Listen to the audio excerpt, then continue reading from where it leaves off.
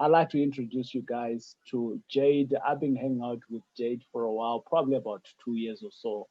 And today we said, let's talk about your journey. And Jade, how's it going? Very well, thank you, Taurai. Thanks for having me. Awesome stuff. But Jade, tell us your story. Where are you from, man?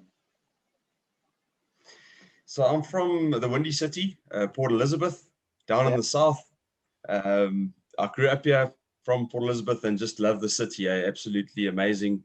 And yeah, I guess a bit about my journey. Just went to school in Port Elizabeth. Um, During school, really loved sport. I wasn't the most academic person around.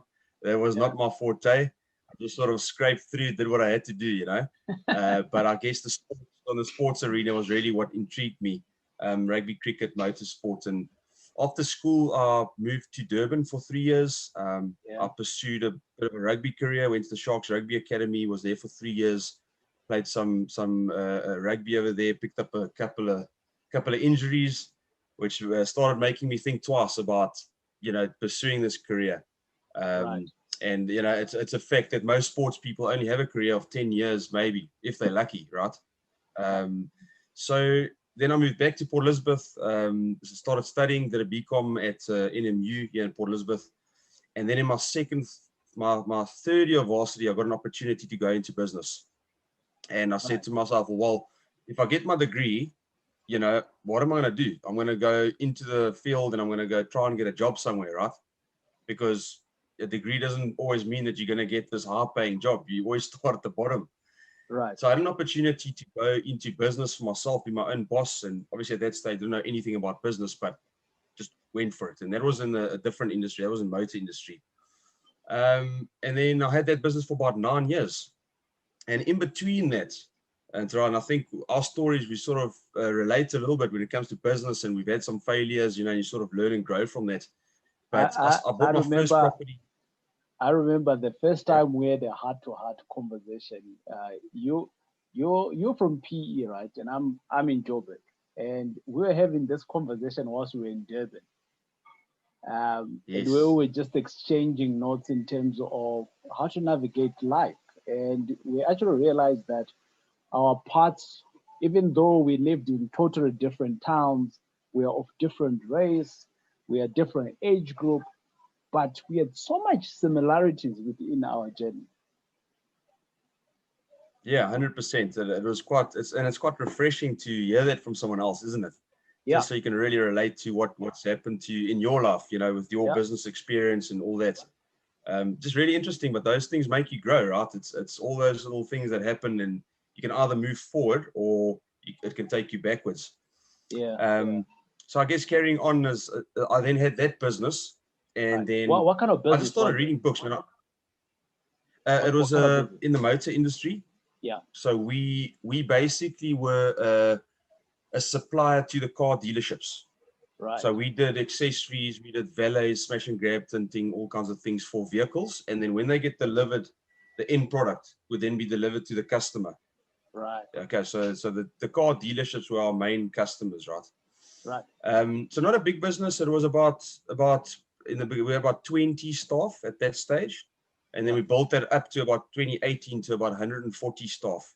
Yeah. So it But in became sort PE, of a that's a big medium-sized business. business, yeah, over time. Hey, Jade. And then what's that? I said in PE, that's a big business because I mean, you guys are a small town. Yeah, it's not Joburg. Again, that's a big business in PE. Maybe not Joburg. Uh, Yeah. Everything's bigger there. So it's around then I just started reading books. I'd never read books in my life until I was 27 years old. I Right. picked up that book they call Rich Dad Poor Dad, which is it sounds like a cliche, right? Rich Dad Poor Dad, everyone talks about it. But honestly, that book is what changed my entire mindset on Right. what is possible and how to do things the right way. That was at the age of 27. And then I just said, wow, I need to educate myself. Otherwise, I'm going to sit in my small business for the next 30 years and then probably have to work till I'm 70, not even be able to retire. And that happens with a lot of small businesses, right? And after that, I bought my first property. So I didn't know much. I read like one or two books. I knew that I had affordability and I could get 100% bond. And I bought this nice 2-bedroom apartment in quite a high-end area. But you know, when you're a newbie, you think, geez, I need to buy it. That needs to look nice. You know, everything needs to be pretty, you know, because I like it. It's got granite tops and that. And I burned my fingers. I lost 3,000 Rand every month, you know, after I ran my numbers, you know, the levies and the rates and taxes and the bond and everything. And I just thought, well, you know, it's a bit strange. You know, do I wait now for like 10, 15 years before I actually start making money? Or is this how it gets done? And then I attended a full 2-day seminar. It was a UK-based company that I think you were familiar with as well. And that opened my eyes. I was like, wow, these guys, and Andrew Walker was there. He was talking. He was like, wow, this is what we do. And it just sat well with me. And I moved forward that day. I got a property investment coach. And about 3 months in, I did my first creative finance deal where I flipped the property and I made a profit. And then it was just like, wow, this is actually what I want to do with my life. I just had this thing inside of me. I was like, well, yeah, I'm not actually enjoying my business. It pays the bills, right? And I have to do it. I'm the boss, so I have to do it. But there's something else here.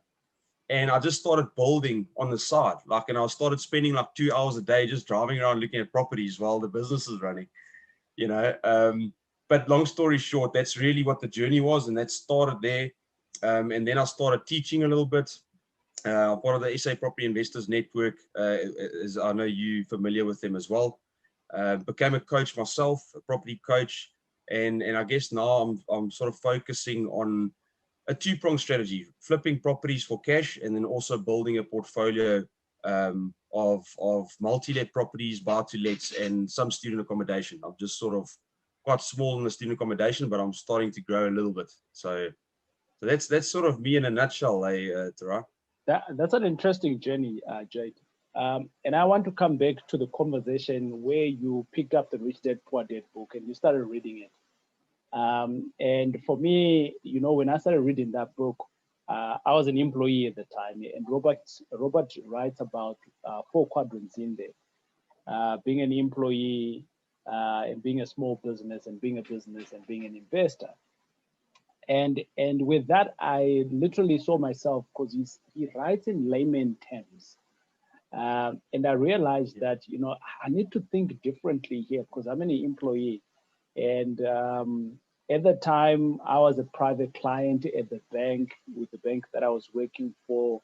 I was earning good bucks. I was a young executive, and I thought I'd arrived. You know, I used to stay in a good estate and things like that. And I was looking out for different opportunities out there. And I knew that at the bank, I wouldn't be at the bank for a long time, because one of my uncles was at the bank, like at a different bank in a different era altogether. But when he retired, his lifestyle went down, like totally. So I knew for a fact that being employed was not going to be forever. But with that, uh, when I started reading this book, I realized that, hold on, as an entrepreneur or as an employee, there's a different thinking that comes with it, and you need to be making decisions here. And potentially you can be all of those things in your lifetime or in today's life. And I started intentionally making my life going towards what I wanted to do. And that was the whole idea of investing. And for me, investing meant if you have to buy a property, you live off the proceeds of the property, and you are not working hard. And no doubt, I enjoy working, right? But I don't want to work all the time, right? But you speak of something else, right? On that book, and for me, the question that I want to ask of you is, what was your eye opening?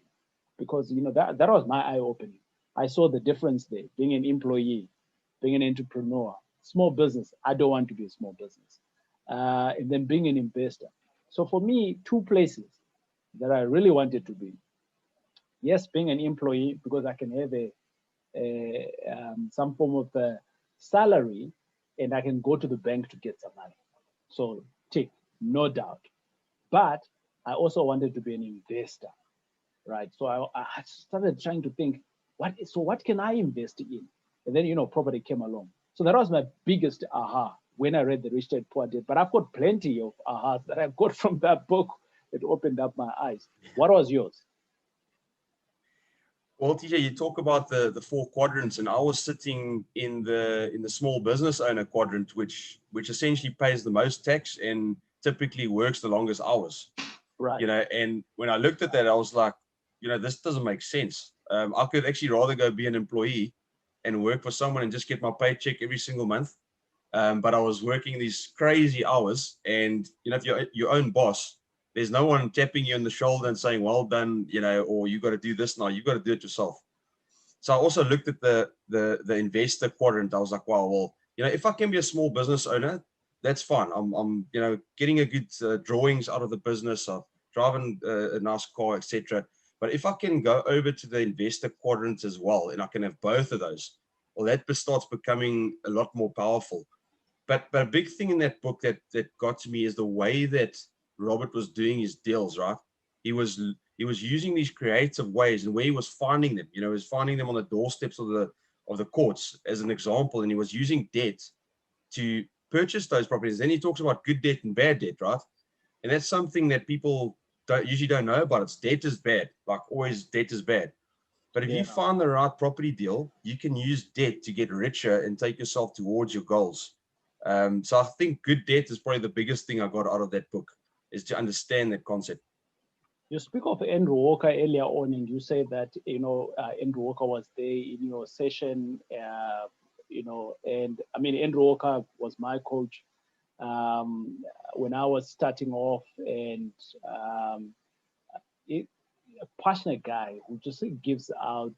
He represents or he owns South Africa Property Investor Network. You went on to get a coach when you went into a seminar, and you paid money for it. I remember I paid at the time, between my wife and I, we paid just below 100,000 at the time, that we didn't have, by the way. And we went on to get a coach. We got plugged into a coach. I see a lot of people complaining these days, you know, they don't want to pay even R2 for their education.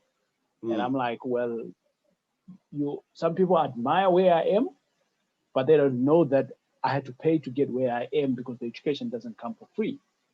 And I want to speak to you around that.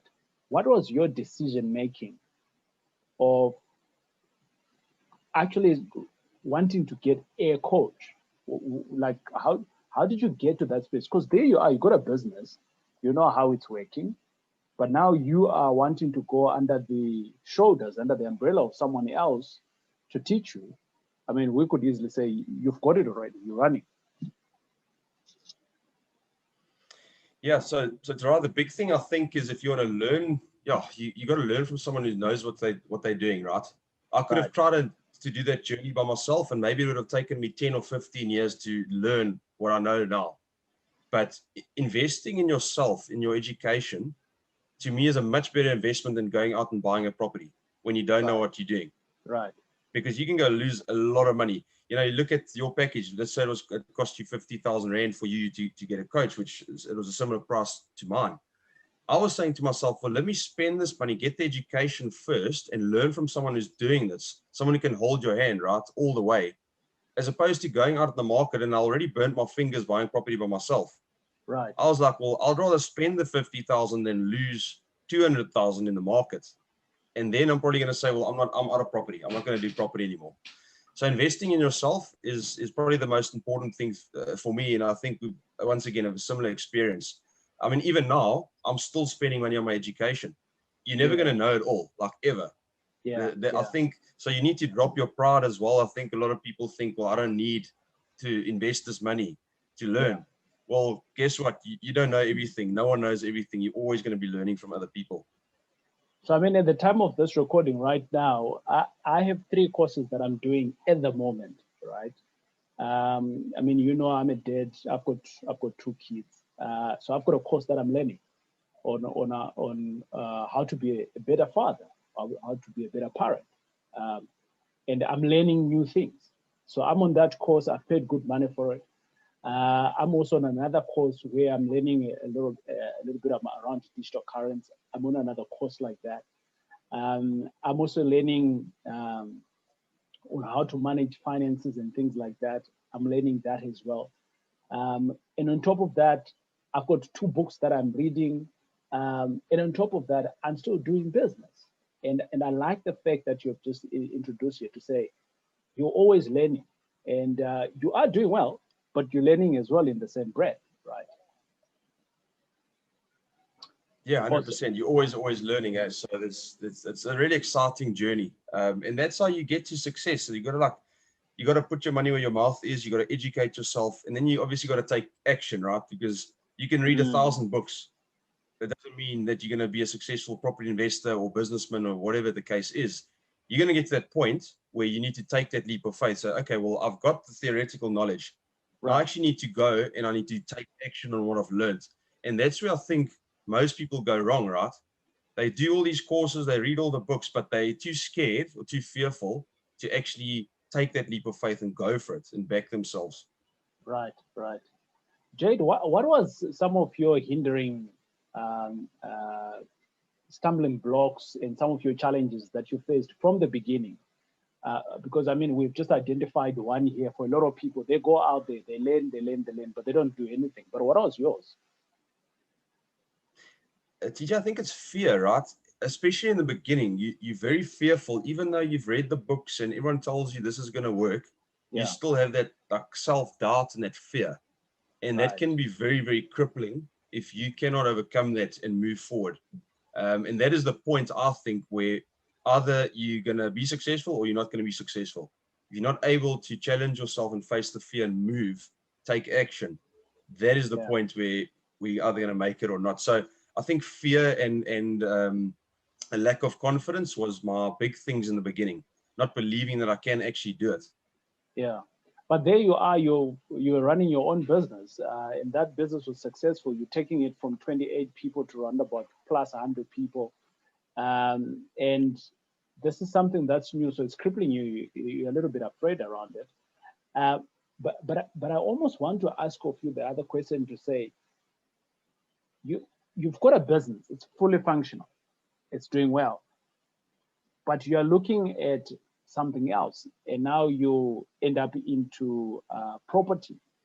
And why property? Why not, I don't know, big trucks? Because we're already in the industry for cars, right? Why not Uber? Yeah. Why not taxis? I mean, taxis are here; they pay better than anything else around. Why property? You know what? I don't know. Actually, I think it is because when I started reading books, right? I started reading more and more books, and I started seeing that all these wealthy people, the guys that have made it in everyone's eyes, most of them own property. Like even if they had massive businesses, they would own these big buildings. And I've always just linked owning property to being wealthy and having a nice lifestyle, right? And I think that's what intrigued me, that the passive income that you can earn from property and the appreciation, that's something that really intrigued me. And that's why I wanted to go that route, because my business that I was working in my business. I wasn't able, there was only a ceiling where I could get to, and I would always have to work like 15-hour days in my business. But it wasn't going to build a passive income. If I left that business, then that business is going to fall. I'm the one running everything, but property gives you the opportunity, if you put the right systems in place, where the business can run itself, so to say. And I think that's what intrigued me, right, from the beginning. So 2 things there that you mentioned, Jade, and I think for some of our audience, they might not even know what you mean by passive income, because they don't even, they can't comprehend it. And in their family, there's no one who actually have ever done passive income. So you got active income. So literally you're waking up, you're going to work, all right? But now you explain to us, what do you mean by passive income? So if I compare my business, I had to be at work, at the business, running the business. That's your active income. You get paid at the end of the month. Same with as an employee, right? Right. But a passive is you're not working every day to earn that money. You're going out, you're buying a property, and after your expenses have been paid, you might have a surplus of, say, 1,000 Rand a month. That is passive income, because whether you work or don't work, that 1,000 Rand is coming into your bank account. I think that's the I danger hope that of, sums it up. yeah, you very well. Thanks, man.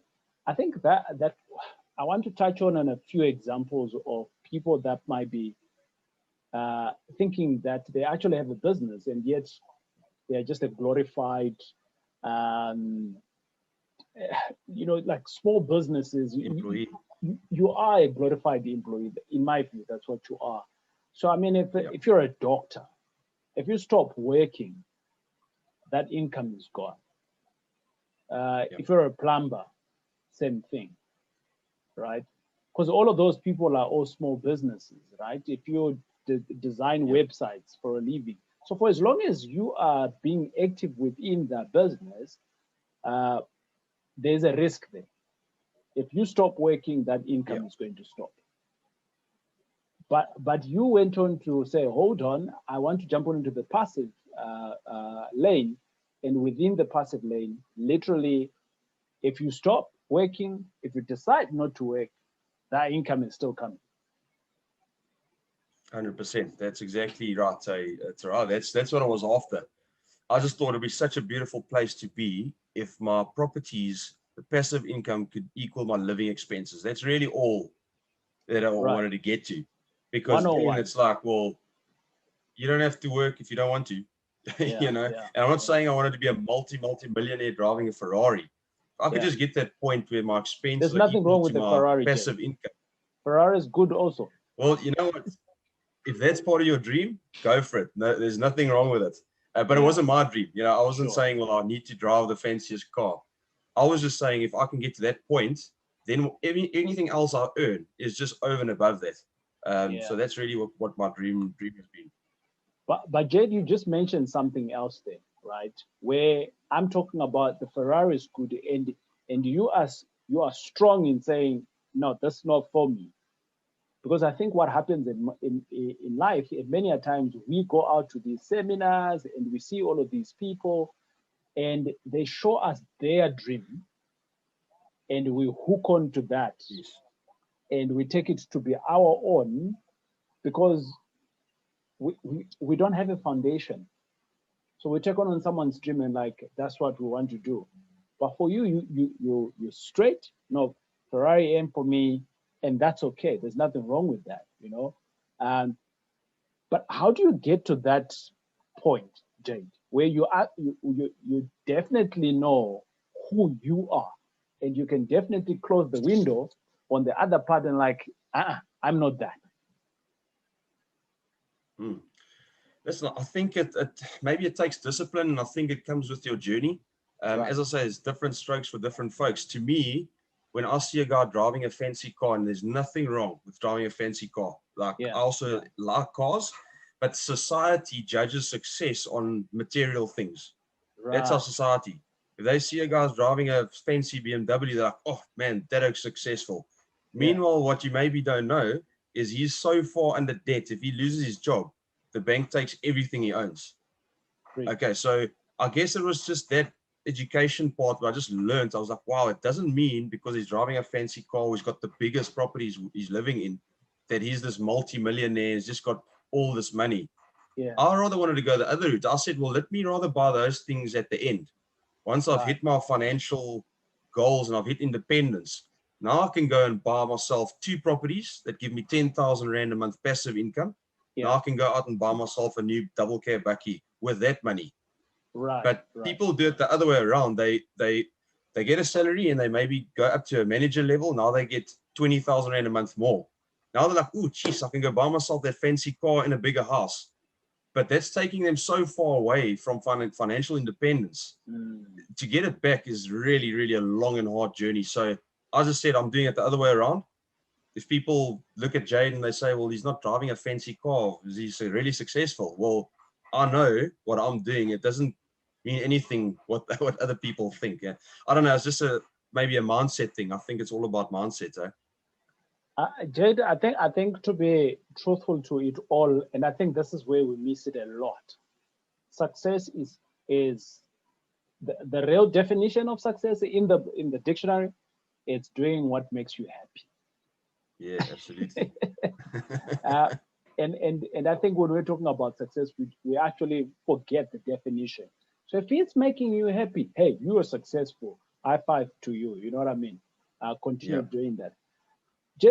Let's be a little bit more practical. You are in PE. Um, PE, it's one of the metros in South Africa. If you don't know, and if you've never been to PE, I've been there a couple of times. Great city.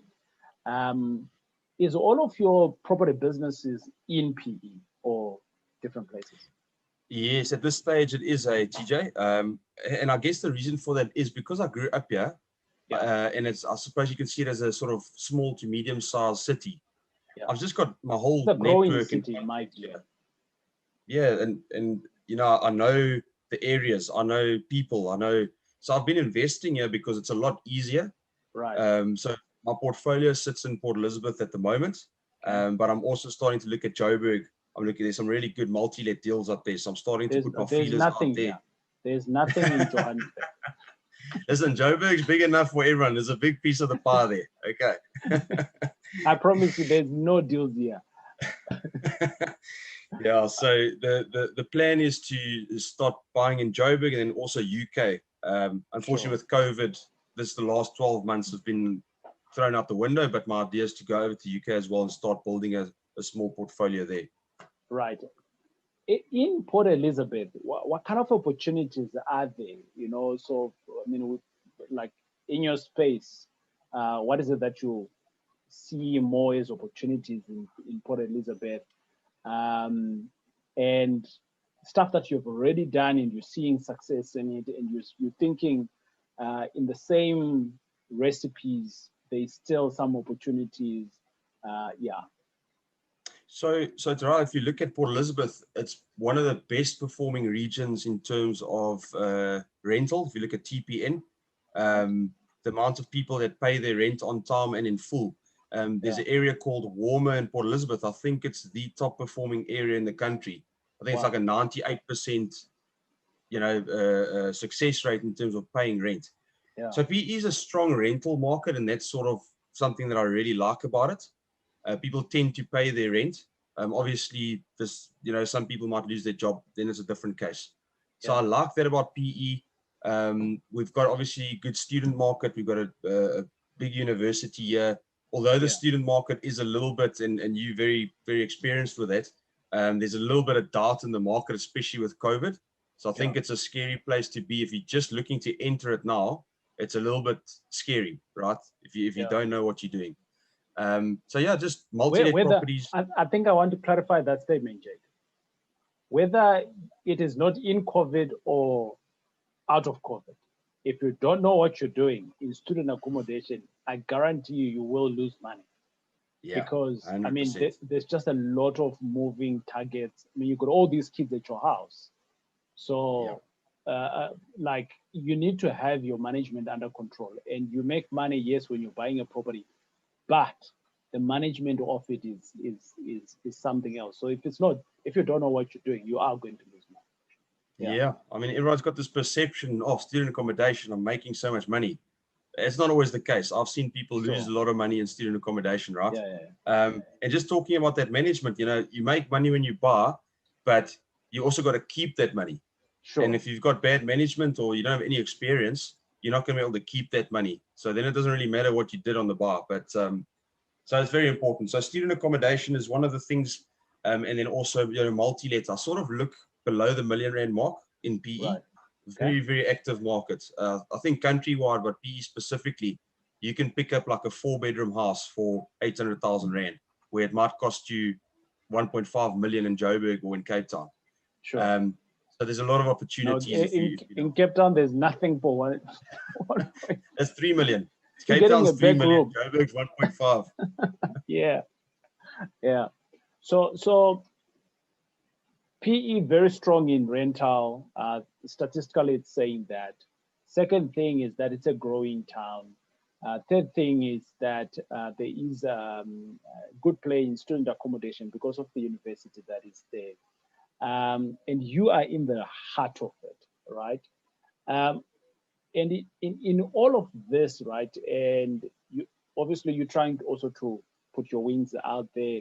Why would you want to do that? It sounds like PE is pretty strong. Why look elsewhere? Yeah, I guess it's just to maybe start looking at bigger deals, right? Sure. And there are really good deals up in Joburg. And when you have a strong network, it doesn't really matter where you're buying. Right. Okay, so when you have the knowledge and the experience and you've got the tools at your disposal on the network, you could be buying in Joburg, Durban, Cape Town, doesn't matter. The same principle applies. You don't really have to fly, you don't have to fly and go view the property if you don't want to. So I think that's the beauty, hey TJ, and I know you, this is what you do. You guys buy countrywide. And it's the same principle. So it doesn't matter if it's PE or Joburg. If I find a deal in Joburg, I can do it because I've got the team that can help you over there. Yeah, you did right on that. I agree with you. For as long as you understand that market and you're comfortable in it, yeah, go for it. You know, because you don't know where the next big boom is going to be. So if you are in there already and you've got one or two properties, if it gets boom, you're already in there. You understand that. How do you Yeah, yeah. buy all of these properties, Jade? I mean, in terms of um, you know, there's different structures out there that people utilize. Some people use trusts, some people use companies, others that don't know, they're still using their own name. Shame on them. But in in in in your world, in terms of being in PE, what's what's your what's your recipe and TJ, I why? think how do I buy the properties? I think that was your first question. So I love creative financing, Right, um, other people's money, OPM, the concept Robert teaches. So I've got investors that would put money into my deals. right, So I would go out, I'd find the deal, I'd negotiate the deal, and I would then raise the finance that I need through the investors. Sometimes I'll do a mix between bank finance and investor finance. Okay. Very seldomly do I use my own money in my deals. Yes, I do. You know, if you do a nice flip and you make 100,000 Rand, you can use that money for anything you like. You can put it into a bond, you can put it into your next deal, whatever the case is. right. So a mixture between creative finance and as an example, an installment sale. It's one of my favorite strategies at the moment because you can buy property for no money or for very little money Sure. on an installment sale basis. And I think we could probably talk about just that one strategy for a couple of hours, but really, really great strategy to implement if you know how to negotiate it. So another thing I did last year when the interest rates started going down, got to like 7%, I refinanced two of my properties, Right. because now that, so I pulled out money out of my equity in those properties and I used that then for next deal. And so you can start snowballing your property portfolio a lot quicker if you can leverage debt well, good debt, not bad debt. Okay, so that's quite important. So that's how I do my deals essentially. Before you jump onto the structure part, Jade, someone said to me the other day, uh, no, don't refinance, because if you're to refinance, the interest rate is going to correct and you're going to be underwater. And Yeah. I just walked away because I couldn't engage in that conversation. But in your case, Jade, why would you refinance? And if the interest rate's correct, what are you going to do? Yeah, so listen, it's all about mitigating risk for me in property, right? You Right. have to look at it and say, well, it's not going to be 7% interest forever. It Yeah. might go back up to 12%. So when you're looking at that next deal, okay, you need to consider, well, if I'm taking out my equity, my bond's going to go up higher on that property. But the new deal that I'm buying, the cash flow I'm going to make, the passive income I'm going to get is going to more than cover the extra money that I took out of the bond. I Preach. could then go and if I'm flipping a property as an example, if Yeah. I'm using that money to flip a property and I make a profit, I can put it straight back into that bond. But even if the interest rates go up to 12%, you have to stress test all your properties. Run it on 12% from the beginning. If it works, well, then you're fine. Then the extra money is just an absolute bonus. So it's all about mitigating risk to me, TJ.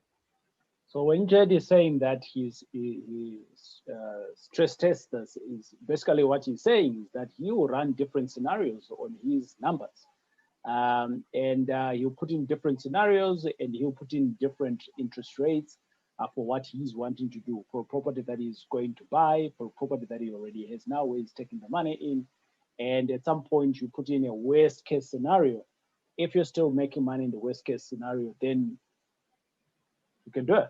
right? There's Yeah. no reason not to do it. Absolutely. Absolutely.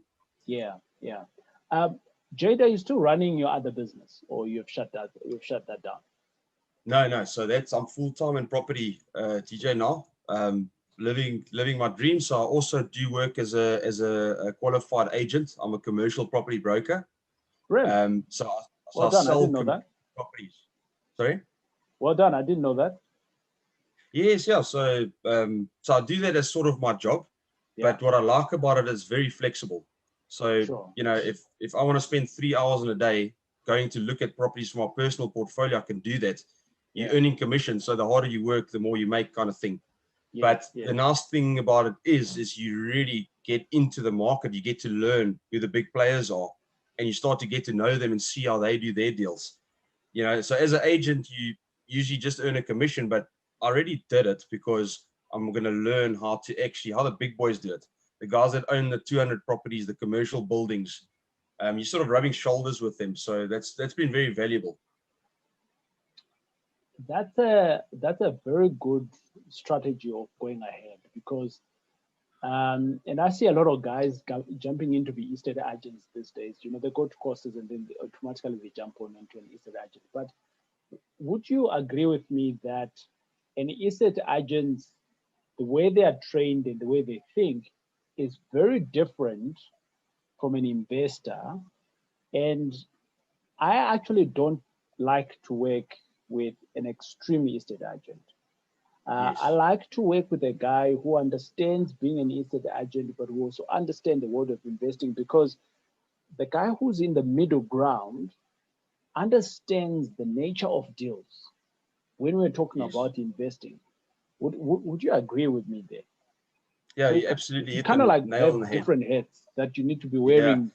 Yeah, It's strange because I can see both sides of the coin, right? I get people buying property from me as an agent, and they're coming in with these lowball offers, and I'm like, well, I know exactly what you're doing here. It's okay. I'm not angry. But a lot of estate agents, the ones that are on the other extreme, that are very against investors and what we do, those are the people that often don't make deals work. You got to have a right. bit of an open mind. And when I sit in our office sometimes with the other agents, all they're thinking about is the next commission. Like, wow, Commission, yes, if I commission, sell this building, commission. I'm going to earn a commission. Wow. I'm not Right. thinking that. I'm thinking, it's nice to earn a commission. Yes, a nice lump sum of cash. But I'm already Yeah. thinking, how do I buy that building? How do Right. I use that commission to go buy myself another property? And exactly how you said, most agents don't think like that. They're just thinking about commission. A friend of mine said to me, TJ, there are two types of estate agents. There are estate agents and there are deal makers. And you are jumping into the deal making. So you're always looking at how best can I get some money first, or how else can I even buy it, or how else can I sell it as a ready deal to my investor networks, Yeah. someone else who already knows. And you're no longer just presenting a shell, but you're presenting everything else that comes in with the deal, and it's on the tee.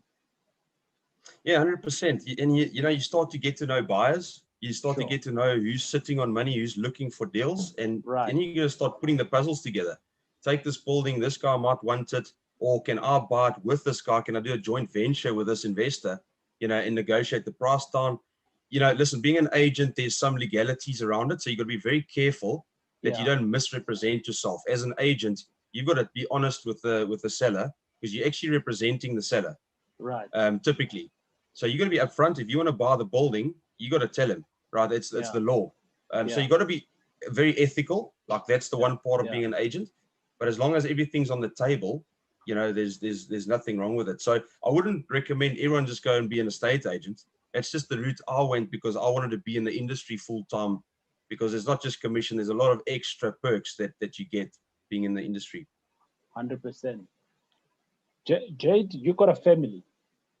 You're in P. You got a family. You've got a family. You've got a estate agent job. You've got your you represent South African Property Investor Network in Port Elizabeth, which is a big job. By the way, thank you for doing that. And the third thing is that you yourself, you're a professional investor. Where do you find the time to do all of these things, and how do you balance it? If there is a I word tell you called that balance anyway, man. that's the age old question. I think it's sometimes very difficult because there's times where you really have to work hard, eh? Like you got Right, to put in the work to go get those deals, and sometimes you can have, in fact, if you want to really make it, you got to work overtime. You got to right, sometimes sit till 12, 1 in the morning doing stuff that you didn't have time for in the daytime. But I think, TJ, the most important thing is to have that support system. You right. know, your spouse and your family is probably the most important thing on a journey to success, in my opinion, For sure. right? Because if you're working 18-hour days, you know, you're going to get divorced or something's going to happen if you don't communicate with your spouse. Say, listen, these are my goals. We're going to have to sacrifice a bit of time together for the next couple of years, but this is the end goal and we're doing this together. Right. Yes, you still have to spend time with your family. Of course, you got to take a Saturday or you got to take a Sunday and just go spend it with them, not do work. But they've got to understand the journey you on and your goals and your dreams, and how that's going to benefit them as well. So you got to really plan well, isn't it? You know, you also in that thing, you got to plan your days. You got to say, well, this is what I'm doing between these time slots. I've got to focus, and then for the next hour, I can spend time with my little daughter, as an example. You Sure. know, or go fetch them from school or whatever you want to do. And then later, I've got to work again. So I think time blocking and planning your week properly is absolutely essential. Otherwise, you're just going to be like a headless chicken running, you know, each way, and everyone's upset with you, and you're dropping the ball. Correct. I agree with you. Speaking of those benefits, Jade, from the time when you started, when did you start it? When did you start, like you saying I started now? When did you put in that line on the ground to say I started to where you are now? So I don't know how long you've been at it. How long have you been at it? So I guess the starting point for me where my whole entire mindset changed when I was 27. So I'm Yeah, 33 at the moment. So it's 27 was when I read Rich Dad Poor Dad. yeah. That's when I just said, well, my life's going to be different. I'm, So I'm, you're I'm going to six retire six early. years in. Yeah, So I guess when I was 27, that was really the start of it. And right. then it's been a journey from then till now. Within the last 6 years, Jade. What are some of the other benefits that you've actually now realized, and it's tangible, you can see it, compared to when you were starting off, it was just, dreams. In your space, have you gotten to that level yet, or you still working? No, I think so. Listen, I haven't achieved everything I want to achieve in life. Sure. I've still got some really big goals and dreams that I want to hit. Yeah. But I guess if I relate it to property wise, what's nice about property, it's tangible. You can Right. see it, you can Right. go to it, you can walk into your property, and that's a sense of pride you feel as well. So I guess, building my portfolio and just seeing my properties and how they're performing, that to me is a measure of success in my eyes. Maybe I don't know what other people see it as, but Yeah. I really get pumped, man, when I close a deal.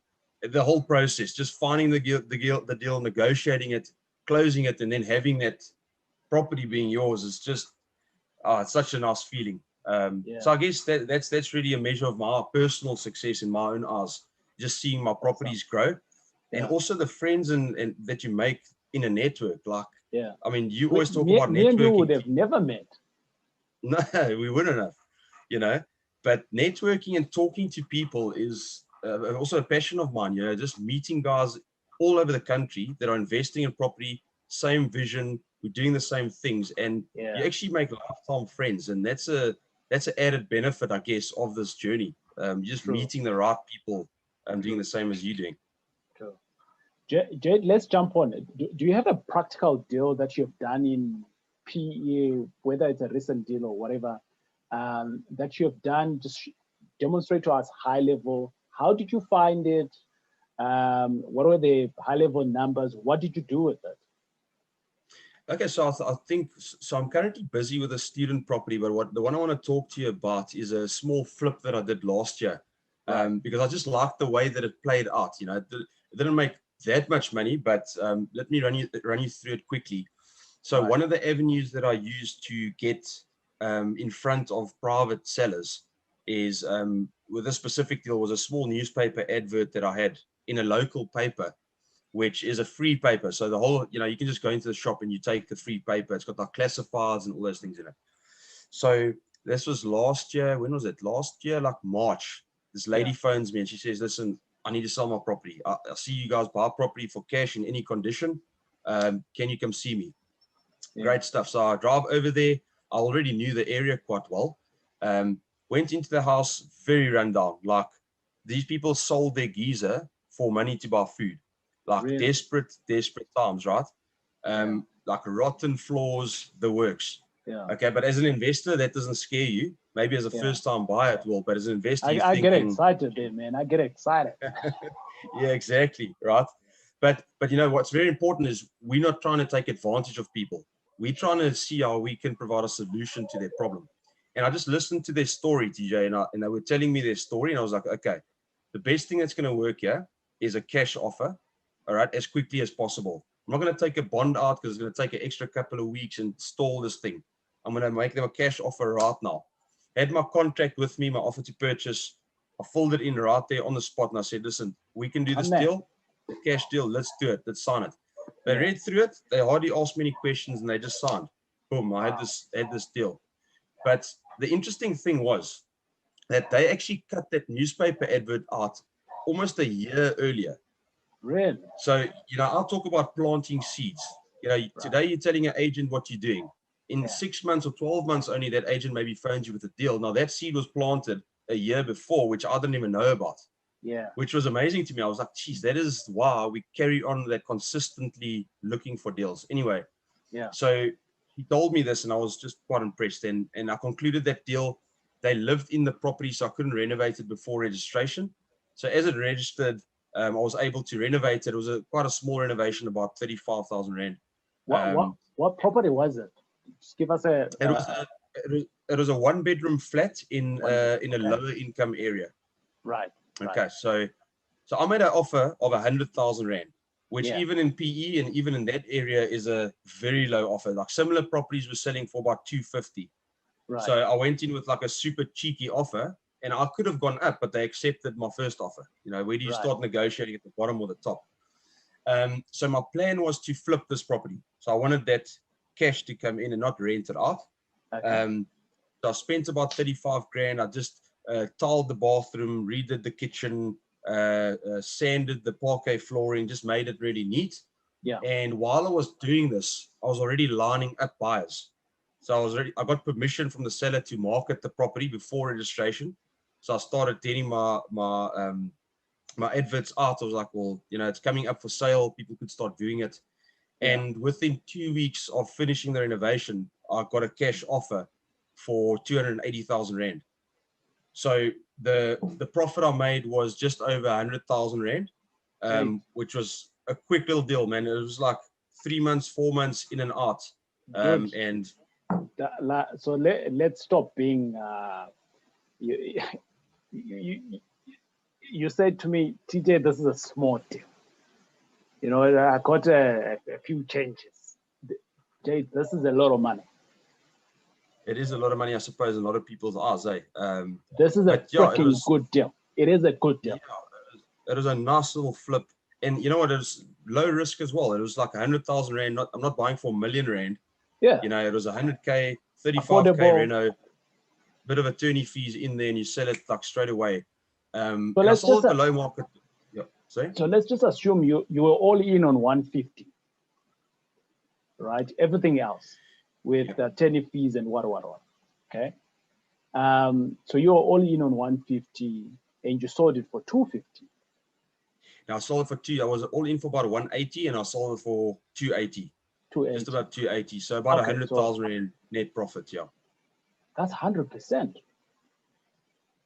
So, well, here's the thing, TJ, I didn't use a cent of my own money in that deal.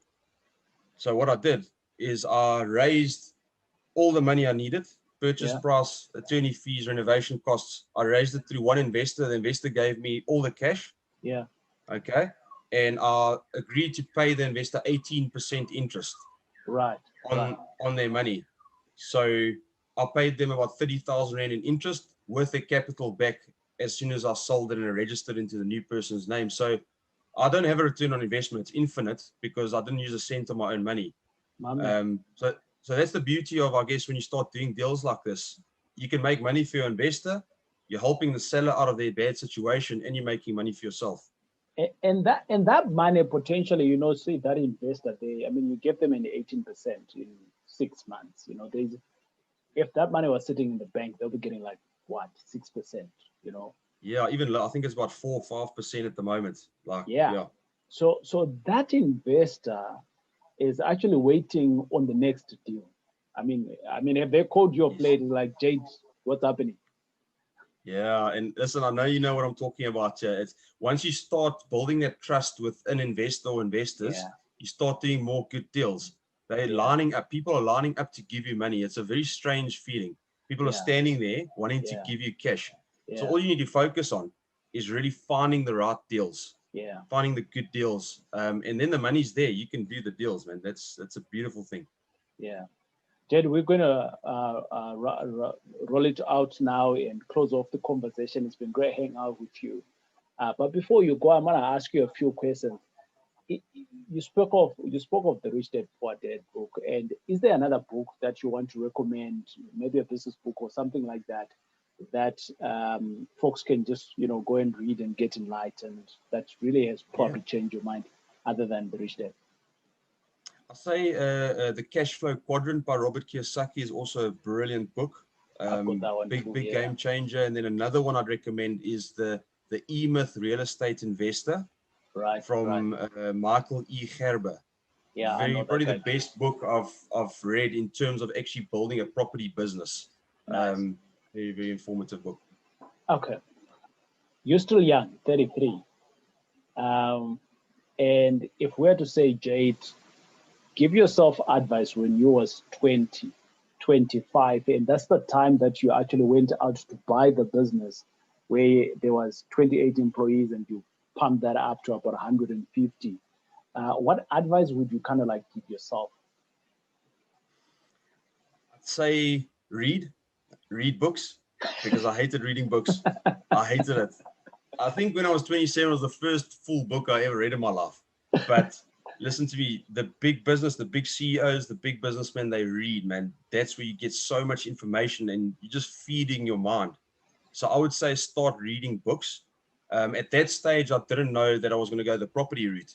Yeah, But if I could tell myself back when I was 19, listen, property is what you're going to do in your life, and that's going to be your passion, I'd start educating myself, do seminars, read books, get yourself educated. yeah, I like that. Well, in your experience, you're now a coach as well, so you teach others, right? So you're seeing a lot of people coming through into your space. Some they come in with full force power and they have a death in no time, and others comes through, they have no fire at all. Somewhere and they pick it up. And you've been around the other investors as well.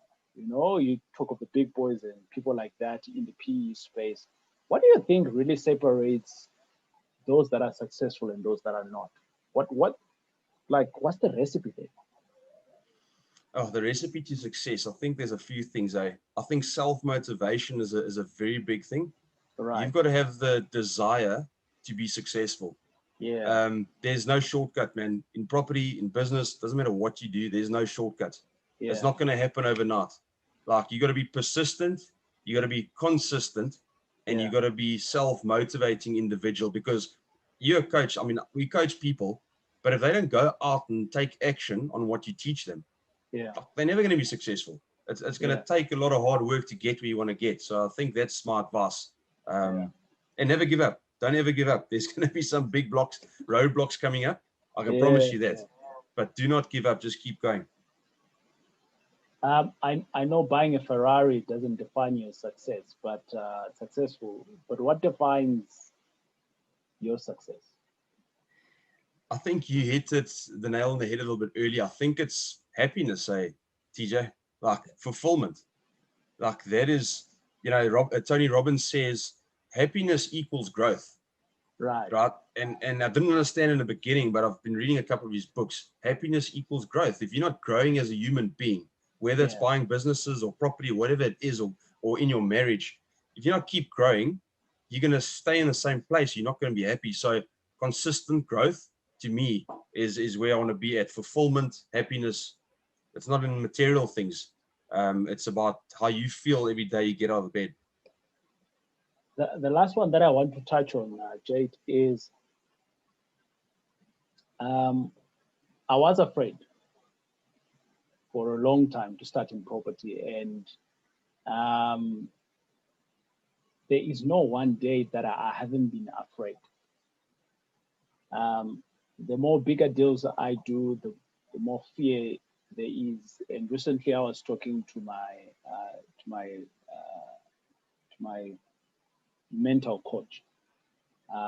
She fixed me up in the head, man, because sometimes it's a bit scary. Yeah. And she says to me, Taurai, there is no growth when there is no fear. So if you're scared, you're in the right path. Yeah. And I was like, you're sitting on the other side of the bench, and I'm sitting here, and I want to understand how best can I tame the fear. And she says, you can't. Why do you want to do that? And I said to her, so does it mean that I'm just going to live with it? She says, you need to decide whether you want to grow or not. If you decide not to grow, then yeah, it goes away, because then you're in the comfort zone. And Yes. the question that I want to ask you is, because you have indicated in the beginning of the conversation was that fear was one of your challenges. And now you're doing bigger deals. And now you've got other people's monies and all of that. How do you manage that fear? Yeah, Taurai, you know what's the funny thing is, when I'm doing deals now, I still feel the fear. And as you say, it's not ever going to go away. It's more about how do you manage that fear. Right. You sort of know you're in the right space when you're feeling that, but that's why your network's so important, right? I mean, I'll look at a property deal, and I'm about to purchase this deal, and it ticks all the boxes. Like the numbers work, the area research is there, like everything just works. There's no reason I should be scared. Yeah. But I'm like, geez, like I'll pick up the phone and I'll phone guys. I'll be like, phone Andrew Walker. I'm like, listen, bro, just please, can you please just run through this with me? Because just now I'm missing something. Like, so It's if too you good. don't have that support system, that's where it's going to be even more scary. But if you got people saying to you, well, listen, you've ticked all the boxes here, you can go ahead with this. It just takes a lot of load off your shoulders. So your support system, extremely important, I think. 100%. Boom, ladies and gentlemen, that was Jade out from Port Elizabeth. And if you're thinking that investing in property is only for people in Cape Town, for Joburg, there you are. I've just brought you in someone else who's killing it and doing very well in his own right in Port Elizabeth. And Jade, thanks a lot for hanging out with us. Any last comments there from your side before we close? Yeah, pleasure, TJ. Thanks so much for having me. And to all the listeners, you're in good hands here. I know you're learning a lot from TJ. And thanks very much for having me, TJ. And I think just last word is just, doesn't matter where you are in life, doesn't matter what your background is, you can make a success out of your life if you just follow the right path. So I think that's my last words. And thanks so much for having me. Awesome stuff. We'll check you out later. Cheers.